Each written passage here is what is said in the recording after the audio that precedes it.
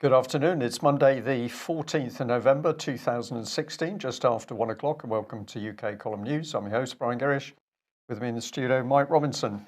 And delighted to say we will be joined by live video Skype link by Mark Anderson from American Free Press.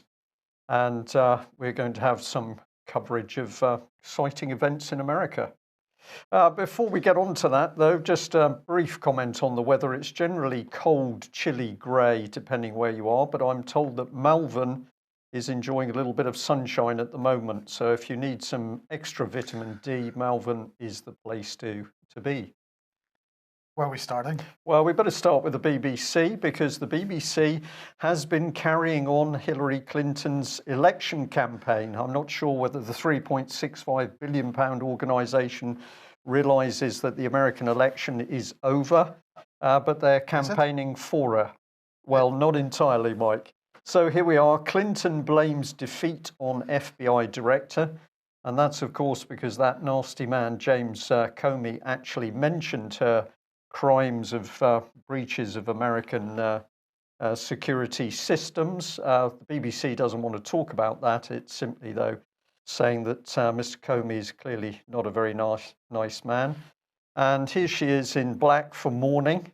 And the little caption under this nice little video clip is, Donald Trump supporters saw Clinton's experience and qualifications as huge negatives. And we just wonder whether part of those qualifications were her crimes. But as I say, BBC simply doesn't want to talk about facts. No, indeed. Now, of course, over the last couple over the weekend, there have been continuing protests in the United States. And, well, we just have we look at this because, of course, what we're seeing perhaps is a colour revolution, a purple revolution, in fact. Well, Hillary kicked it off with her purple flashes on her clothes at her concession speech. And of course, Bill was wearing his purple tie.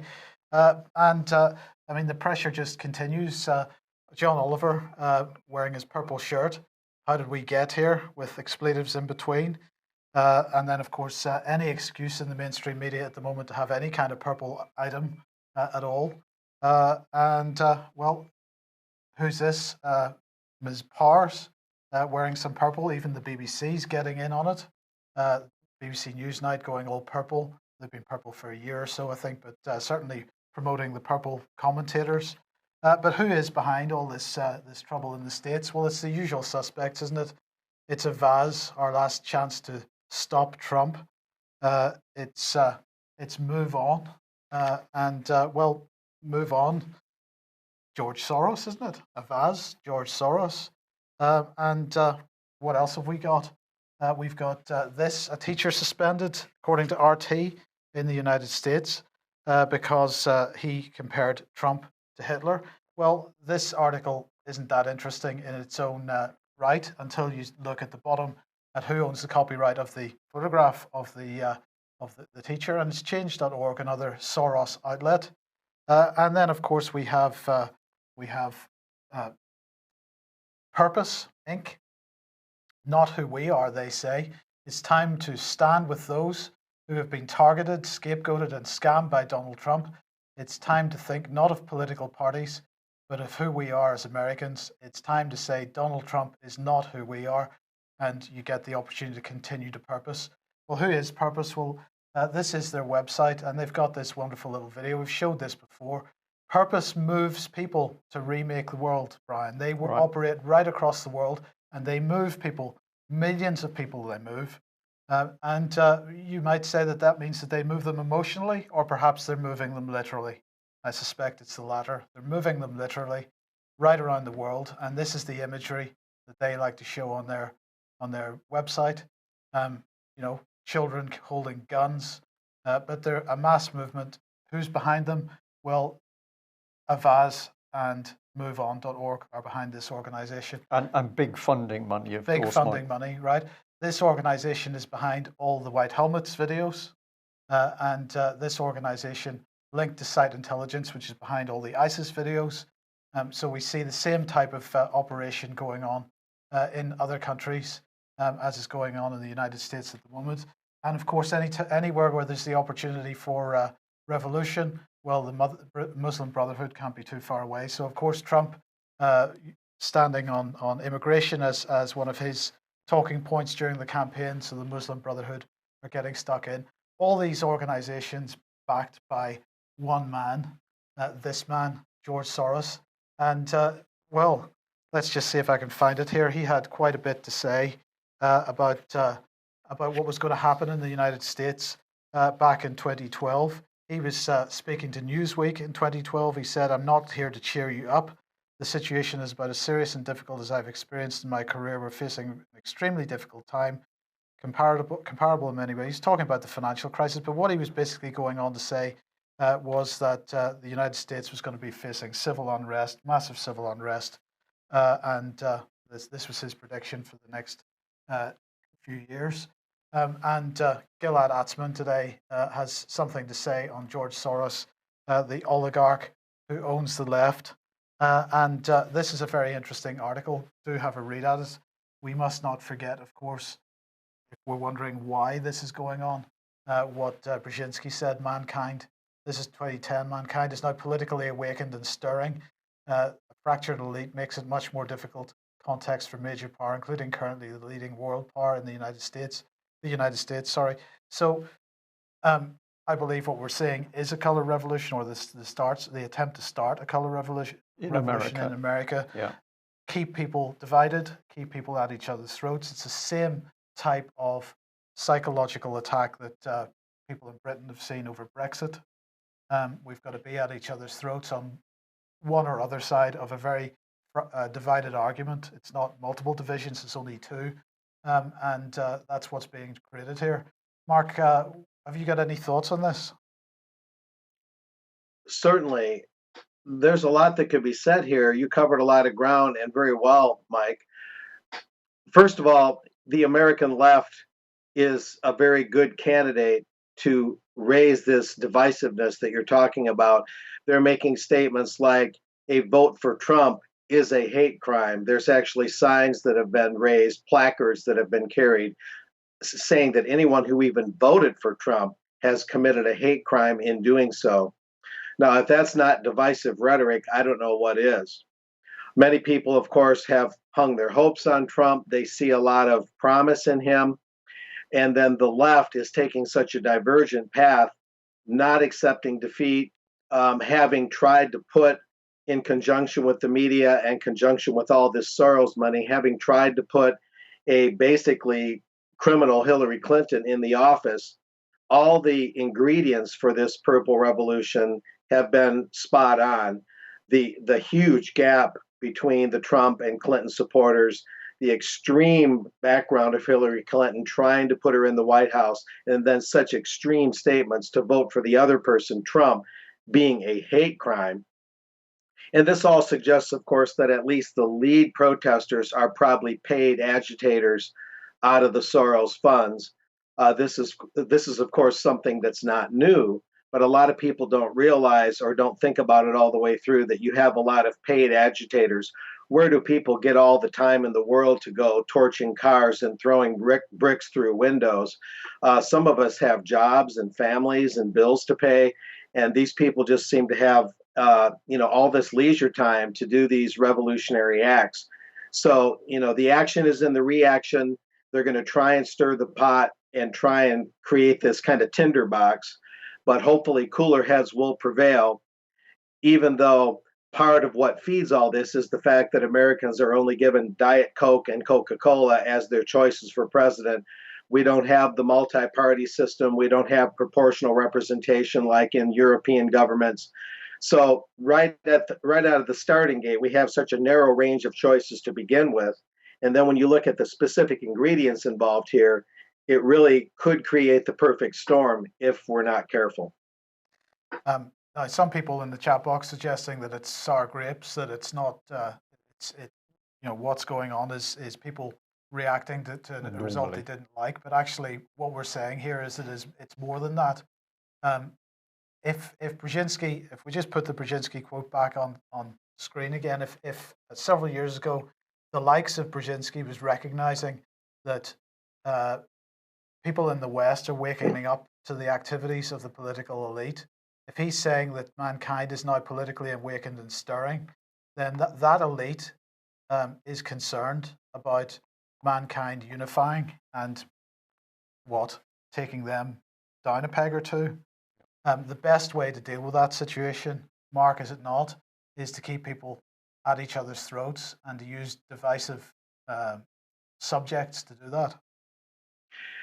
Yes, the recent populism conference that I reported on here that the Chicago Council on Global Affairs held was hard evidence that the elite and their cohorts are concerned about a real unification of mankind behind traditional principles, behind long held views of human freedom and what that actually means, what grassroots economic autonomy means.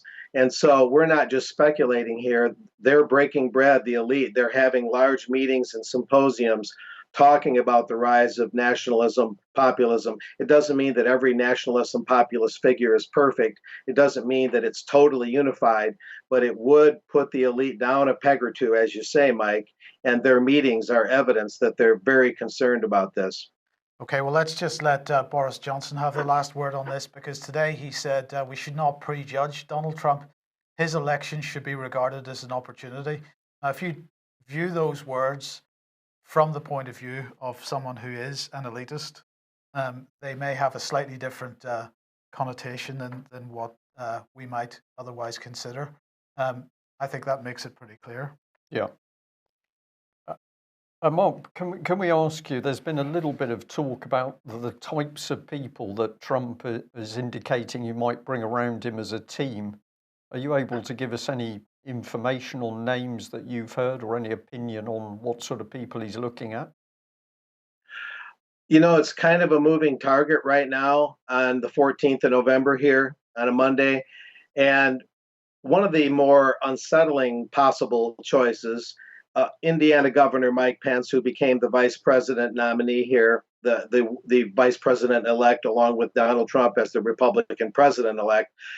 Pence and Trump are talking about having Rudy Giuliani, America's mayor, he says, because he just happened to be New York City mayor when 9/11 happened, having Giuliani named as Attorney General.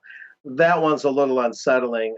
Giuliani has a checkered past, to say the least, and we won't go into that today, I don't believe. That's one of them. There are others. It's kind of up in the air right now. There's going to be a lot more known about that probably come Wednesday, Thursday, or the end of this week.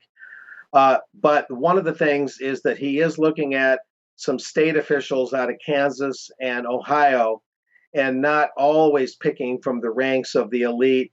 You're not seeing a lot of Council on Foreign Relations people, at least not yet, as you have with past Obama and Bush administrations. The Council on Foreign Relations, of course, being the New York-based outlet of your Chatham House. They're associated there. So time will tell here. It's a mixed bag, but it doesn't look as elitist as the past two presidents, to say the least, just at this point in time. Now, Mark, you have written over the weekend, following Trump's triumphant win, will Obama hurry up and pass TPP? What is the status of the TPP trade deal in the United States at the moment? Because this seems to be the one thing that Theresa May is particularly concerned about. Theresa May has said that Britain is going to be global, that Britain is going to drive the new swathe of trade deals, since TPP and TTIP seem to be dead in the water. But what can Obama do at this stage? And is there any possibility that this will actually pass? There is a possibility. The dynamic, of course, is that now we're in the infamous lame duck period. Americans sometimes forget that now that they have their president-elect, the old government is in power for the rest of this calendar year, up until Trump is sworn in on January 20th, when the next Congress is seated. This is now when congressmen who, especially those who were not reelected on November 8th, are still passing laws, even though they've been voted out. Now they feel bulletproof, and now they would have less qualms about voting on the TPP and trying to pass it. This is the time when all the divisiveness that the Soros money and others are kicking up, and all the dust they're stirring up, this is when they do their sleight of hand and try and get us all obsessed about Trump and Hillary and try and sneak past this TPP. However, Obama's support of Hillary was so blatant and off the edge that a lot of people have lost a lot of credibility in Obama. They really think he's slipped down a notch or two. So even for Obama, it'll become a little more, how would you say, a little rocky or a little more uncomfortable to lift that TPP specter and try and pass that thing. But I believe that the Theresa Mays of the world and others assume that Donald Trump will flush the TPP down the proverbial toilet. I'm not sure that's totally true. That's what Trump said on the campaign trail. So their only option really is to try and pass this massive 12-nation trade treaty sometime between now and the end of this calendar year. I think they'll think that it's too risky once Trump is in there. So all eyes are on the TPP.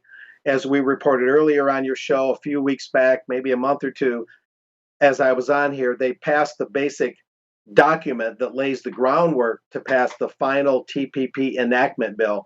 The groundwork was already laid to pass that bill. So now it's just a basically watch daily kind of thing, monitoring this thing on a daily basis. It's their only option. Once Trump gets in, I think it'll become all that much more difficult to pass this thing. But if Trump were to get in, Trump is in, excuse me, if this TPP were not to pass, the populace will see their cause as having improved even more. Trump winning, Hillary losing, and then the TPP going down in flames, the populism will go up another notch and the elite will go down yet another notch. If TPP were to pass, what could Trump do about it once he becomes president? That's an excellent question. I don't think it would pass in the current climate. I could be wrong. I don't know. I don't want to act like I know here. That's a tough call. He could because he's already talking about repealing at least some parts of the Healthcare Act, right?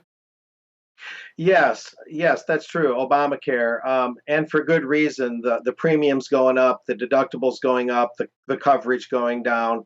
It's nothing like the Canadian or British healthcare, even though some people get the impression it is. He could simply repeal it, fresh out of the starting gate with the ink not even dry on the TPP yet. It might be hard to repeal it right away. Obamacare's been on the books since 2010, in March of that year. Time will tell. But the main thing is that the article I have on my blog, thetruthhound.com, that you showed there, is that I'm warning people this thing could come out of the background, out from behind the curtain, and they'll try and do it while we're all fixated on all these protests and the apparent purple revolution. So we really can't mention this too much, and we can't stress the caution too much. It's a very, very pivotal time that we're in right now. Okay, just one last question from me, Mark, and that is what is the sort of feeling on the streets? We only hear, of course, what comes through the mainstream US side, even through the filter of BBC, for example. So, how are people reacting when you gas the car? Well, funny you should ask that. I went to a McAllen, Texas rally and get together for the election returns on November 8th, going into the wee November 9th, and talked to and interviewed some local Republicans. The consensus, one strong point in the consensus is they're glad Trump won, and Hillary lost. That's just as important that Hillary did not get in. But the media, the mainstream media, including overseas, but especially CNN, CBS, ABC, has really showed itself to be an institutional failure, that the Trump campaign, whatever Trump's imperfections, whatever his sins might be, no one's saying he's perfect, but the Trump campaign brought out the underbelly, the dark underbelly of the US mainstream media, and that media's credibility has taken a huge nosedive, and that they agreed with me that it's time for the alternative media to fill a larger role, and they see that eventually happening. And so that was rather a heartening thing to hear. And it was unanimous of the 10, 12 people I talked to that the mainstream media has just really come out and it's been revealed through the dynamics of this divisive campaign to be a real losing proposition, and that it needs to be replaced and needs to see its influence drastically dwindled. Mark, thank you for that. And you've just reminded me of one last point. You know, I don't know whether you're aware of this or not, but I've seen an article which says that the editor of the New York Times has written a letter to his readers to basically apologize for this, apologizing for writing reports that it was going to be a Clinton landslide. And in the letter, he's saying we didn't do our job and get out and find what was really happening on the ground. Are you aware of that letter? And whether you are or not, what do you think about it? I'm not aware of that specific letter. I've heard of other instances of the media having to eat some serious humble pie, but I'm not surprised to hear about that letter.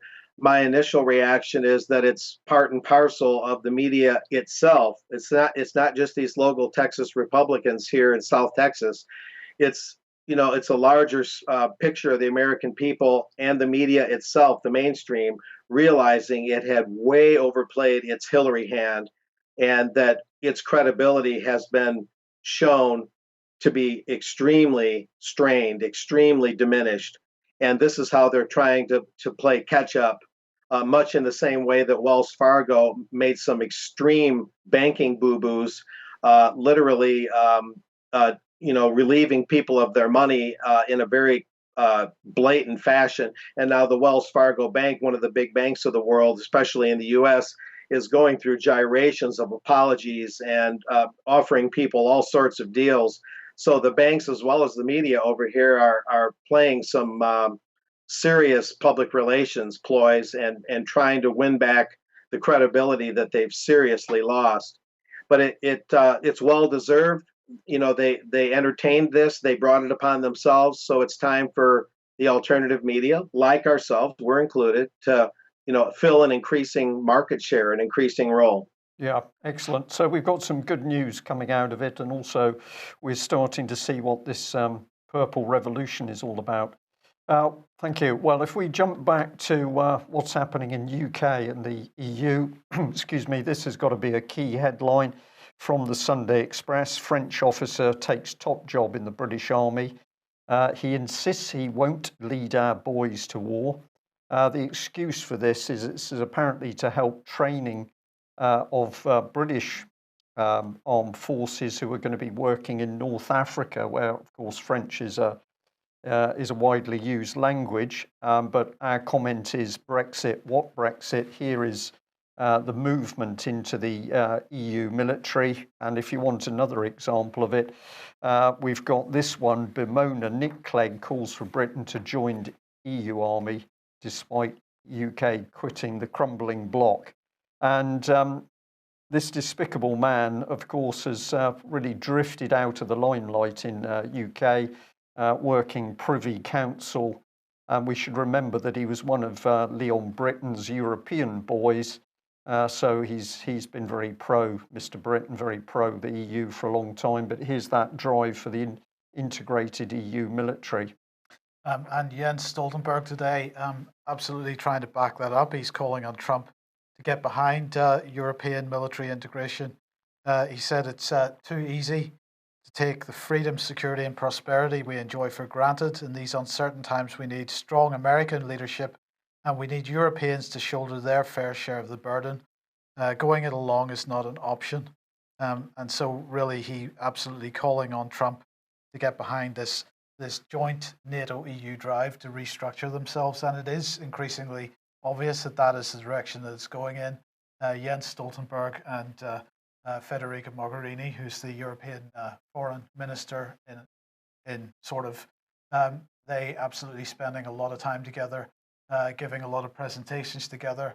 It's absolutely clear that as this EU military structure develops, that it's being done hand in hand with NATO. Yep.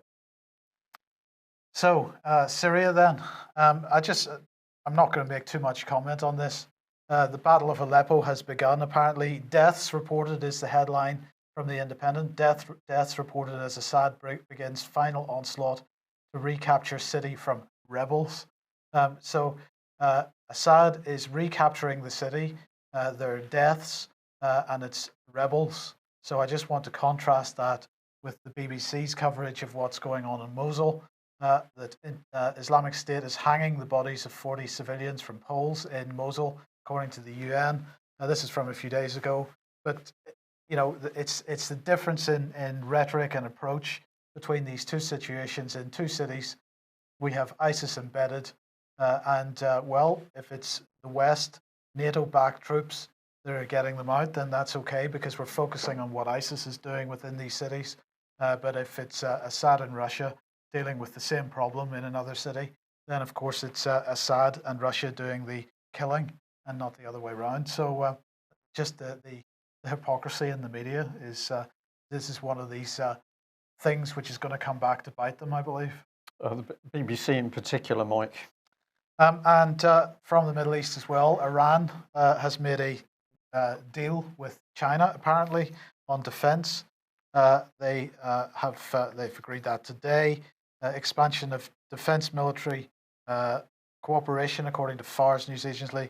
Exchange of experience in military fields, speciality training, and all-out campaign against terrorism and insecurity in the region are among the most important contents of the agreement, apparently. So now, Mark, Donald Trump is making some comment in recent weeks about the Iranian nuclear deal.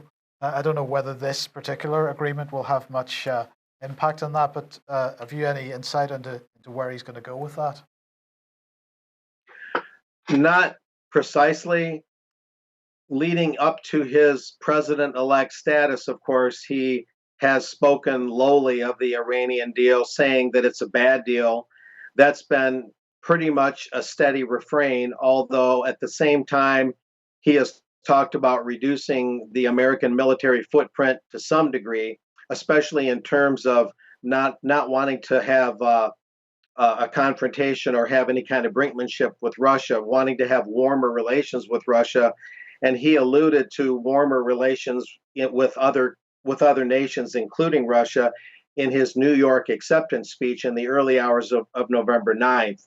But the Iranian deal, if he's going to try and keep his word, is a bad deal in Trump's view, or at least his stated view.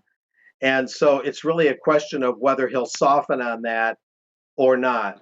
So we're going to be looking at that. A lot more will become apparent in the days and weeks ahead on that.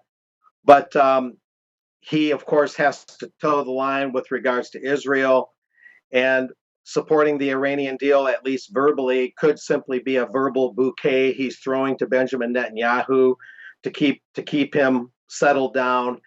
So Trump looks hardline enough for the appetite of the Israelis. It could be a tactical thing, but if we're to take Trump at his word, he thinks the Iranian deal is a bad deal. So we'll just have to see how it plays out. Okay, super. Thank you. Okay, well, tonight on the live stream, ukcolumn.org/live at 7:30 p.m. Ian Crane is back with Humanity versus Insanity. He's going to be looking at the National Health Service and the Department of Work and Pensions and other enablers, as he describes them, pushing the UK government agenda towards euthanasia and in particular. And then at 9 p.m. We have episode 98 of Fracking Nightmare, and he's saying that 2017 is going to be catalytic in determining whether the country gets fracked. And tonight we're going to be discussing Surrey and exploring why Surrey and Lincolnshire are considered as easy targets by the fracking industry. So join us beginning at 7:30 this evening for that. And of course, we'll have the repeat of this news in between those two programs as usual. Okay, thank you for that, Mike. I'm just going to say, remember that we've got the Winchester Conference on the 19th. So that's this Saturday, British Constitution Group, talking about Britain as a lawless state and the fact that we need to reassert the rule of law. So against the events that we're seeing happening, not only in UK, but worldwide, America, absolutely vital that we get some of these issues into the public arena. So British Constitution Group website here, if you haven't visited it before, perhaps you'd like to do that. Tickets for the conference are still available, but it looks like we're going to have a full house, which is absolutely wonderful.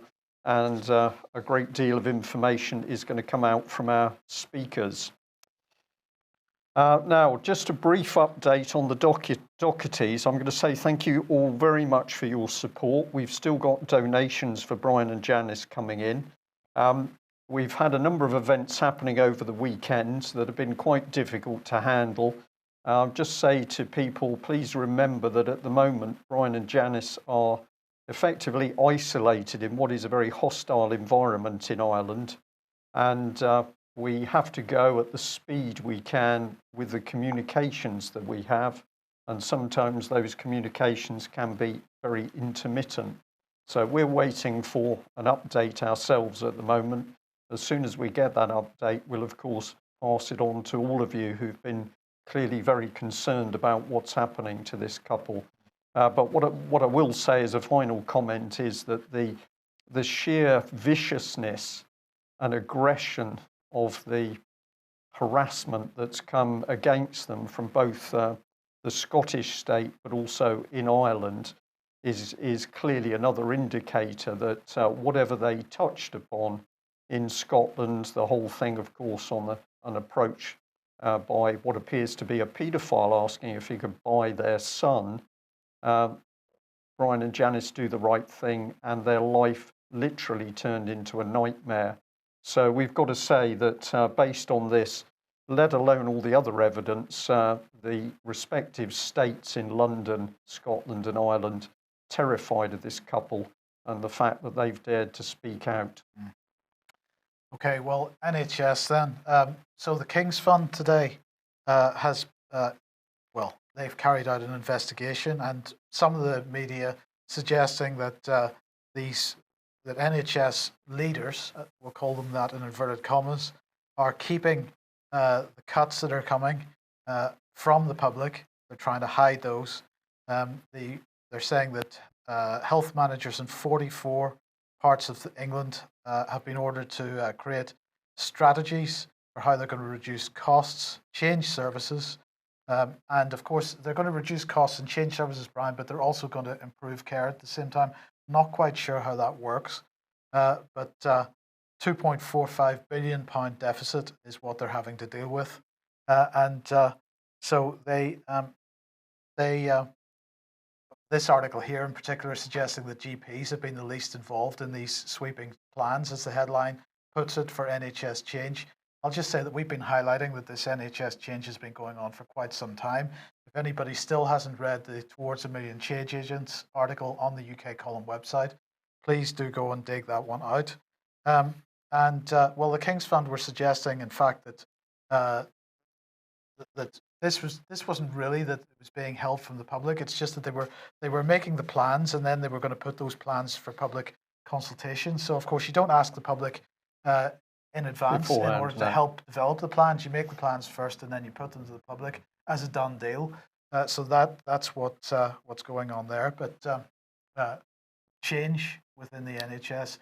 Privatisation. Yeah, yes. The very thing that local South West Devon MP Gary Streeter, Conservative MP, said, there's no such thing as privatisation of the NHS. Anybody who says that the Conservative Party is privatising the NHS is apparently a conspiracy theorist. This is the same MP who says there's no such thing as truth. It's all relative. We were astonished to find that part of our report on Friday, which was a letter from Common Purpose to a member of Shropshire County Council, basically warning them that members of the public were asking questions about Common Purpose finances at the council with regard to Common Purpose, led us on a very interesting trail, because a person got in touch with us and said, do you realise who the Kim Riley was? And I have to say, we didn't, but we certainly do now.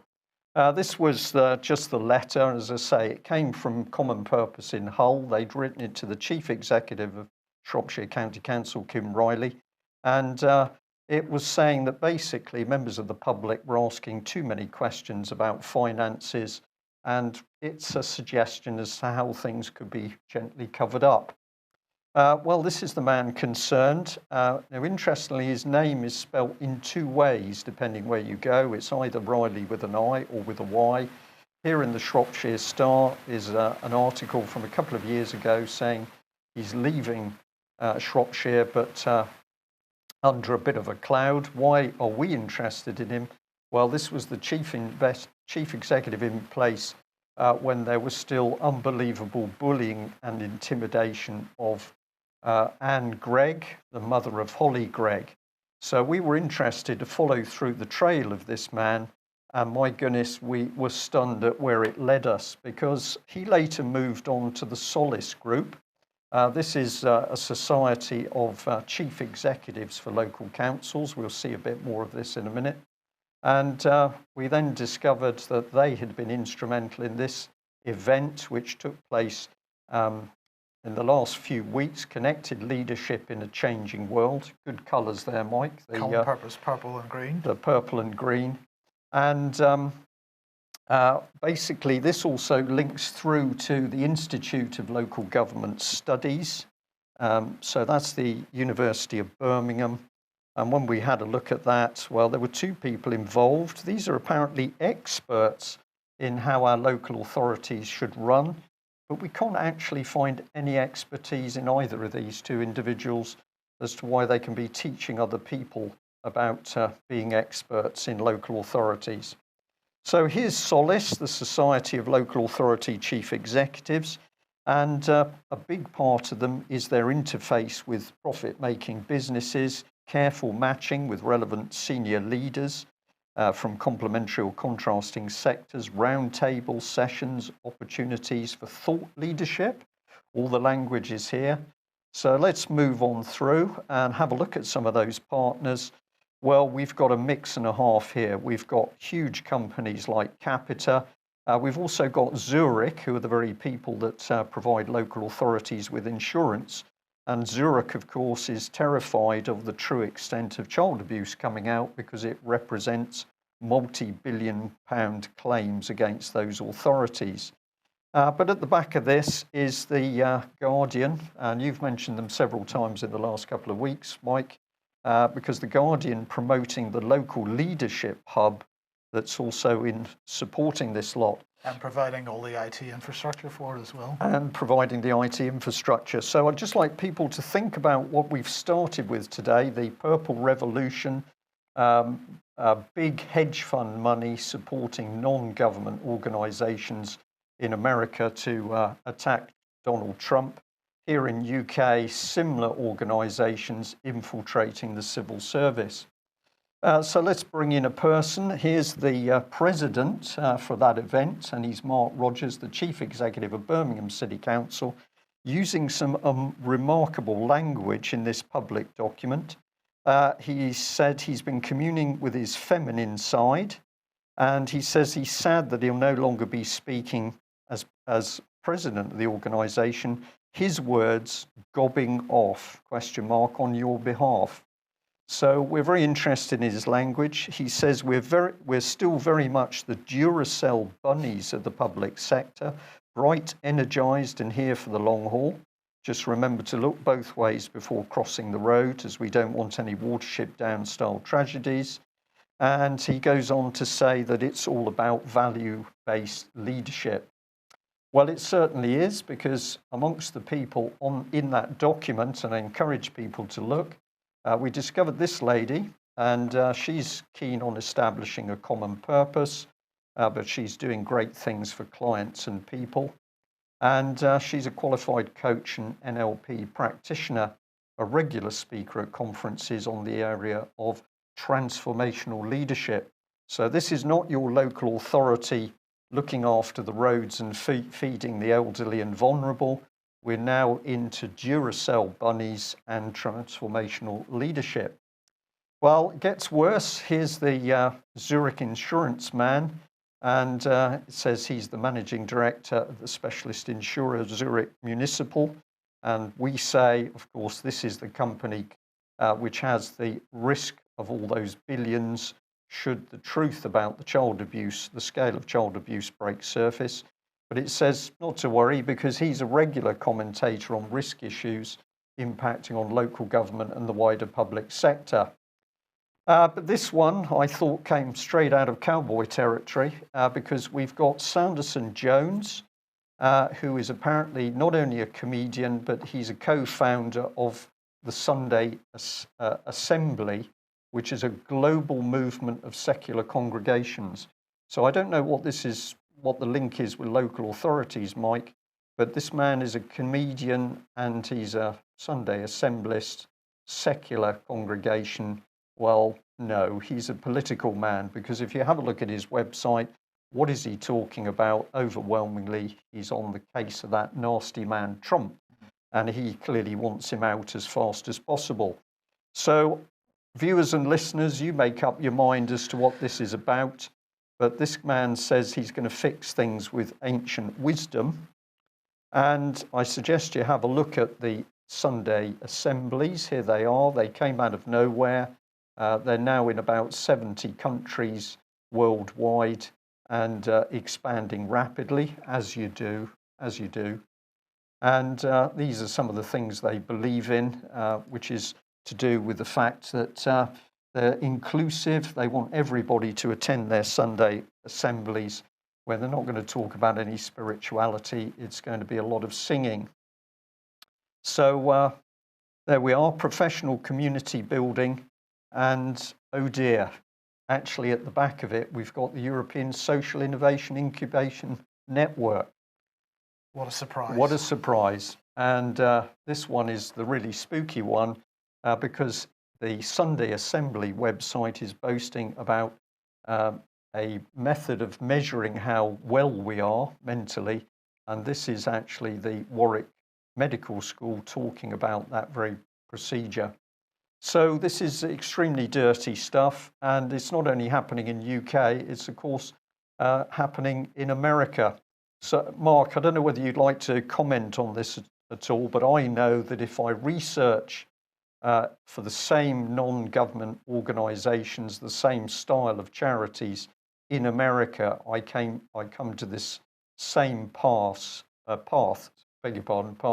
of big money being used to effectively subvert what's been the traditional civil service public sector in America. That's true. I hope I'm coming through clearly. I did detect a couple minor technical glitches here in recent minutes. Yes, you have government by think tank here in the States. You have these NGOs and privately funded, behind the scenes organizations like you're describing that constitute kind of a parallel government. They're put out there to create the appearance of grassroots consent, to create the appearance of public support. But in fact, they supplant and divert and subvert actual grassroots and democracy, actual public input. It's a substitution for the public, if you will. And it's very misleading. And I think that there's less awareness of that here oftentimes than in the UK as to the exact structure of it. Here, it's much more invested in the think tanks, which of course collaborate with the NGOs and the civil service organizations to create this false appearance of grassroots support and public participation. Yeah. Just a last comment, we're on the stops for time, but if people would like to research these areas for themselves, one of the key, I think, telling indicators is if you come to one of these very smart websites, you think, I'll speak to somebody, and what you actually find is there's a wall, because you can only make communication with them via email. That is always a good sign that you're looking at something from the other side. I think that's about it, Mike? Yes. Okay. Well, as you see, we have made an effort with our Purple Revolution gear here. So, Mike, just reassure you, UK column's not going to jump on board too strongly, maybe the odd shirt or two. Thank you very much for joining us, and we will be back at the same time tomorrow. Bye-bye.